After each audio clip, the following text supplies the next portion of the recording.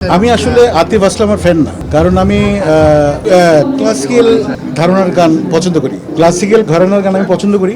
তো ওরকম যদি কোনো সিঙ্গার আসে তাহলে আমি সামনে গিয়ে বসবো। যেমন উস্তাদ গোলাম আলী এখনো বেঁচে আছেন, যদি উনিও আগের মতো গাইতে পারেন না, কিন্তু তার গানগুলো শুনি। উস্তাদ মেহেদী হাসান শুনি, হরিহরন আসলাম বেঁচে আছেন, অবশ্যই আমি যেতাম।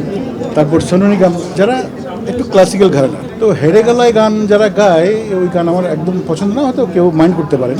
যারা একটা গোষ্ঠী তো আছে তার ফ্যান, তাদেরকেও আপনারা মন খারাপ করবেন না, এটা আমার চয়েস। যেহেতু আমি একটু ক্লাসিক্যাল ঘরানার, আমি মেলোডি গায়ক বাংলাদেশের। আধুনিক গান নাইনটিজের বোম্বেতেও ভালো ছিল, আমাদের দেশেও ভালো ছিল 90s গান। এর আগে আরো ভালো। হ্যাঁ, এই দেখো দেখো, এই যে আমার ট্যুর আছে। হ্যাঁ, তোমার কথাটা আমি বুঝতে পেরেছি। আমার ট্যুর আছে, মনে করো কানাডা, আমেরিকা, অস্ট্রেলিয়া। তা আমরা যখন আবার ওখানে যাই, তখন তো বাঙালিদের আমাদের প্রতি আগ্রহটা থাকে। এখানে যেমন আতিফ আসলামের গান দেখার জন্য অনেক একটা গোষ্ঠী পাগল, কিন্তু আমেরিকাতে যারা বাঙালি আছেন বা কানাডায়, অস্ট্রেলিয়া, ওরা কিন্তু আমাদের গান মনোযোগ দিয়ে শুনেন এবং আমাদের ভালোবাসা দেন। তো এখানেও বাংলাদেশে যে ভালোবাসা পায় না সেটা না, ওটা কিন্তু একটা গোষ্ঠী।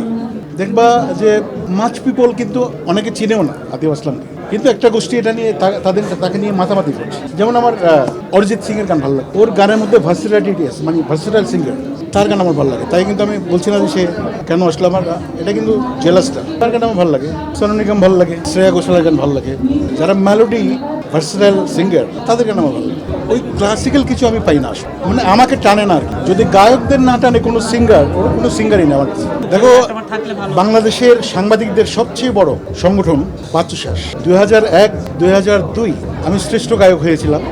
তো এই দুটো অ্যাওয়ার্ড কিন্তু আমার মিসিং হয়েছে, এটা আমার ভাবতে খারাপ লাগে। আরও অনেক সংগঠন সাংবাদিকদের আমি পেয়েছিলাম সে সময়, 2বার 3বার 4বার, সেগুলো আমি হারিয়েছি। এনিওয়ে, মানুষের ভালোবাসাটাই হচ্ছে আমার বড় পুরস্কার।